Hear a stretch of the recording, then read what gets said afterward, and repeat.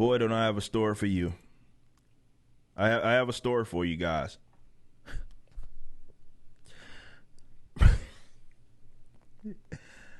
Mayor Lightfoot declares racism. This is Mayor of Chicago. Racism, a public health crisis in Chicago. Okay. Now, that's just a title. We'll get into the actual article here in a little bit. Chicago, this is that we're talking about. My apologies if you can't see everything that is here. But we know there's a lot of problems going on with Chicago in terms of its violence and other things. But this is what Mayor Laura Lightfoot said is the public health crisis. Mayor Laura Lightfoot and other city and community leaders declared racism a public health crisis in Chicago. Lightfoot, joined by Dr. Allison Orwadi Thursday morning, said now that we have a good handle on COVID-19, many people ask what's next for Chicago's health department. So imagine that. You have this health department, which probably shouldn't even be a fucking thing, and should be completely privatized. The services that they render that people actually want. And the route that you go with this is, okay, we ain't got shit else to do. Let's just declare racism as a public health crisis. The announcement comes after Chicago Department of Public Health released a study earlier this week showing black Chicagoans have a shorter life expectancy on rate. I don't know, man. I have a couple of suggestions as to why that may be the case. I'll give you my thoughts here in a little bit. On average, blacks in the city lived 71.4 years, while non-blacks live 80.6 years. That gap is 9.2 years, but depending on the neighborhood, it gets even wider. I wonder why. The report outlined reasons being chronic diseases, homicide, so at least they are recognizing this, infant mortality rate, HIV, flu, and other infections, opioid overdoses. I think certainly those first two are a big deal. The mayor acknowledged it's not enough for words to declare a crisis. The city is putting a plan of action. And this is where you're going to get pissed off if you're living in this area. The health department is allocating $9.6 million in COVID relief funding from the CDC to establish healthy Chicago equity zones. So, again, money that they should have never had access to anyway, stolen from the taxpayers, putting all the pork as part of all the pork that have been all in these certainly stimulus packages and COVID-19 relief fundings and packages. Now the funds are being rerouted for this shit. So we think about racism. Many of us think it's visible in audible forms, but the reality is the insidious nature of systemic, that's their term, they love it, systemic racism, has other impacts that are every bit as deep and harmful, but often ones we can't see. This comes after 1 year. The clinics officially names racism as a public health crisis. So, what we have here is these guys, and this is why racism, when you talk about it, you have to be honest with it. And a lot of y'all aren't honest with it. You only use it in a way to usually demonize people that you hate. And it's a term that doesn't mean anything for the most part. But with all the fucking problems that Chicago has, which in order to address those, you'd have to honestly assess them. And I don't mean throwing fucking money at the problem.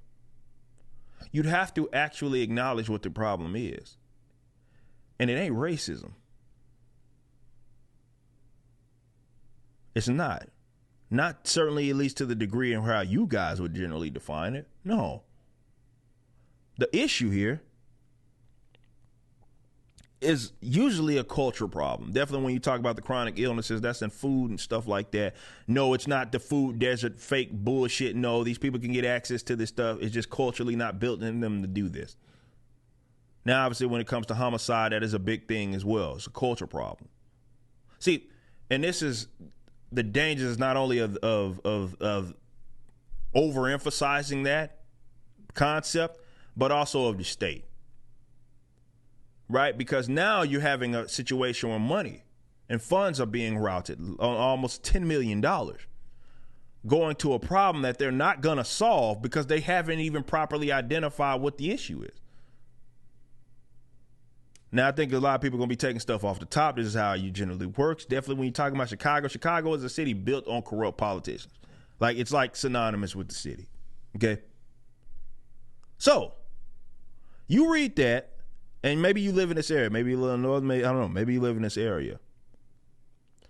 But you have to understand, in order to prevent a problem like this, which is a problem that I absolutely believe can be prevented, or rather be solved, right? There's going to be a lot of uncomfortable conversations that had to be had. And I ain't talking about just with the politicians, because a lot of people look to the government as the savior to solve problems. Now, I do think there are issues that the government does, or rather, there are issues created by way of the state. Again, it's not the way that you guys see it. The solution is never giving them money to try to fix a problem. It's usually to get them out of it.